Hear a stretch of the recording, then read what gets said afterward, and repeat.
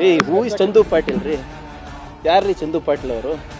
ಏನಂತ ಏನು ಕೆಟ್ಟ ಕೆಲಸ ಮಾಡಿದ್ದಾರೆ ಸುಪಾರಿ ಕೊಡೋಂಥದ್ದು? ಆಮೇಲೆ ಒಂದೇನು ಬೇರೆ ಕೆಲಸ ಇಲ್ವಾ?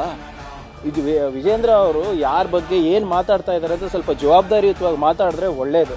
ಸುಮ್ಮನೆ ನೀವು ವಿರೋಧ ಪಕ್ಷದ ನಾಯಕರ ಸ್ಥಾನದಲ್ಲಿದ್ದೀರಾ, BJP ರಾಜ್ಯಾಧ್ಯಕ್ಷರ ಸ್ಥಾನಕ್ಕೆ ನಾವು ಗೌರವ ಕೊಡ್ತೀವಿ ಅಂದರೆ ಬಾಯಿಗೆ ಬಂದಂಗೆ ಮಾತಾಡೋದಲ್ಲ. ಏನು ರೀ ಸುಪಾರಿ ಕೊಡ್ಸೋದಂದ್ರೆ? ಏನು ನಾವು ಅಂಥ ರಾಜಕೀಯ ಮಾಡಿದ್ದೀವ ಮುಂಚೆ? ಕಲಬುರ್ಗಿನಲ್ಲಿ ಹೋಗಿ ಕೇಳಿ ಯಾರಿಗನ್ನ.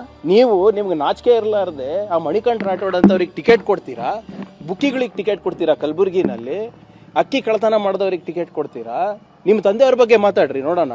ಏನು ನಮ್ಮ ಬಗ್ಗೆ ಮಾತಾಡೋದು ಸುಪಾರಿ ಕೊಡ್ತೀವಿ ಅಂತ? ನೀವೇನು ಇದು ಹೇಳ್ತಾ ಇದ್ದೀರಲ್ಲ, ಹೇಳ್ರಿ ನಿಮ್ಮ ತಂದೆಯವ್ರು ಏನು ಮಾಡಿದ್ದಾರೆ? ಪೂಜೆ ಅಪ್ಪಾಜಿ ಅಂದ ತಕ್ಷಣ ಪೂಜರಾಗೋದಿಲ್ಲ ಯಾರು.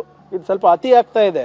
ನಾವು ಸುಮ್ಮನೆ ಇದ್ದೀವಿ ಅಂದ ತಕ್ಷಣ ನಾವೇನು ನಮ್ಮ ತಂದೆಯವರ ಮರ್ಯಾದೆ ಗೌರವ ಕೊಟ್ಕೊಂಡು ನಾವು ಸುಮ್ಮನಿದ್ದೀವಿ, ನಮಗೂ ಮಾತಾಡೋಕೆ ಬರುತ್ತೆ. ಏನು ಪದೇ ಪದೇ BJP ಅವ್ರು ಹೇಳ್ತಾ ಇರೋದು ಸುಪಾರಿ ಕೊಟ್ಟಿದ್ದೀವಿ ಅಂತ?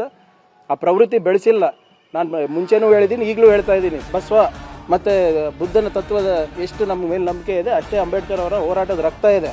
ನೀವು ಇಳಿದ್ರೆ ನಾವೆಲ್ಲ ಬೀದಿಗೆ ಇಳಿದ್ರೆ ನೀವು ಮನೆ ಖಾಲಿ ಮಾಡಬೇಕಾಗಿತ್ತು. ಸುಮ್ಮನೆ ಬಾಯಿಗೆ ಬಂದಂಗೆ ಸುಪಾರಿ ಕೊಟ್ಟಿದ್ದಾರೆ, ಅದು ಹಿಂಗೆ ಏನು ಭ್ರಷ್ಟಾಚಾರ ಮಾಡಿದ್ದಾರೆ, ಕಲಬುರ್ಗಿ ರಿಪಬ್ಲಿಕ್ ಮಾಡಿದ್ದಾರೆ ಅಂದರೆ ಯಾರೂ ನಂಬೋರಲ್ಲ. ಸೊ ಕೈಂಡ್ಲಿ BJP ಅವ್ರಿಗೆ ಹೇಳ್ತಾ ಇದ್ದೀನಿ, ನಾಲ್ಗೆ ಮೇಲೆ ಹಿಡ್ತಾ ಇಟ್ಟು ಮಾತಾಡೋಕ್ಕೆ